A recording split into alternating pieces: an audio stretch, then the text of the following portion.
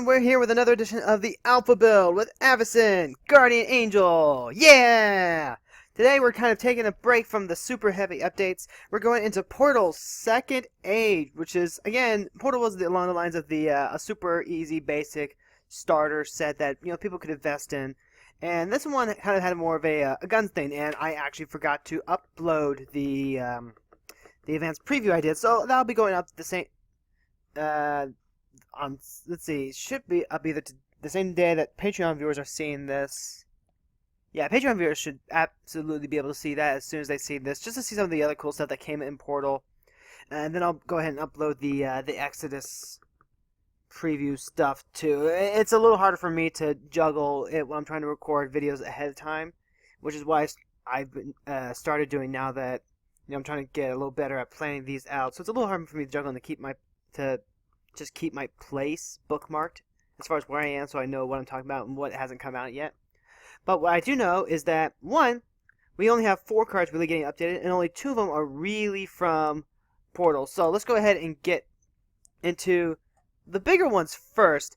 First of all, the Tempest block. We went back, got that Mox Diamond. Went ahead and cut land because I'm just so sick of seeing basic lands almost all the time. We have enough ways to get basic lands. Maybe we'll actually have not problems. So many times where you land tax and you get your lands, and then you draw your card for the turn, and then it's just another land. And how the hell does that keep happening? It keeps happening. I don't understand. So, you know what? We're cutting a basic land for a rock that's more or less a basic land. It just comes out a turn earlier. And we're going to find out how well this works out for us. And then the other big one is, let's see, you get to scroll all the way down to find a wasteland. Woo! So this one's still at it's still like $26 to $30 on Moto just for a copy of this one. Actually, the cheapest one you can find is the foil Eternal Masters one, weirdly enough. So this one I ended up paying out of pocket for, just because this is one I really did want for the alpha build. And, the Patreon funds do help me afford the rest of the cards. Like, the rest of the cards are literally pennies and nickels.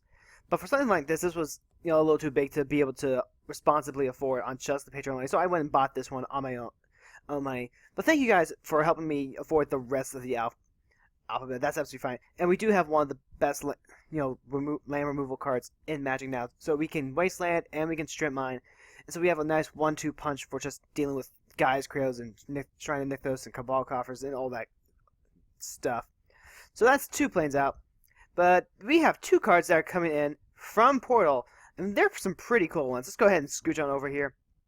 Steam Catapult. It's going to be a little easier if I just bring this over here so you can see it. Steam Catapult. It's a 5-mana 2/3. Tap, destroy target tap creature. Activate this ability only during your turn before attackers are declared. So Hand of Justice wasn't working out. We cut that out the last time we did the videos. This one actually seems like a slight upgrade because, 1, he's not going to require us to have more creatures on the field to help support that.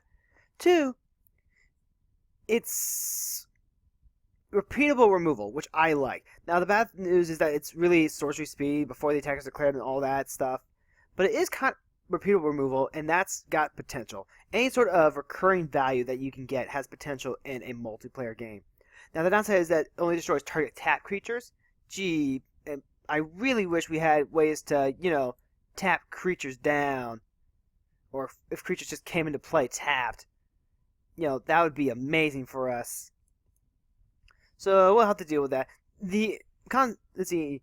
It is before attackers are declared, so unfortunately Sidar Jabari does not help us out with that. Unfortunately, it's a little bit of a disappointment there. That's going to be the number, but that's still not a bad card. It's at the very least worth trying out. So we went ahead and took out the orange pair, the whenever you attack you gain 1 life card for that. We do have another one that cares about tap creatures though. Righteous Fury. How about this? 6 mana sorcery. Destroy all tap creatures. You gain 2 life for each creature destroyed this way. How about that? Not Blinding Angel. Sunbeam Angel, something like that. There was a Mirrodin, Scars of Mirrodin Angel that would come down into play and it would destroy all the tap creatures. This is kind of like that, only it gives us a nice little life buff for it too. So we can go ahead, we can fog, someone swings in with an Alpha Strike for all the tokens. can go ahead and fog, then come up with the Voracious Fury next turn and get a nice little life bonus too. I like that quite a bit. And like I said, this is a really small update this week because there's only like the 4 cards. But with Exodus coming out next week, that one's it's got a lot of quality stuff. It's going to push up there for like the Tempest, and the Mirage updates. So we'll have plenty to update with that, and it gives me a chance to go ahead and check out some of the cards that we have right now to see which ones we'll want to cut for next time. So without further ado, let's go ahead and get started. We'll go ahead into game number 1. See you there.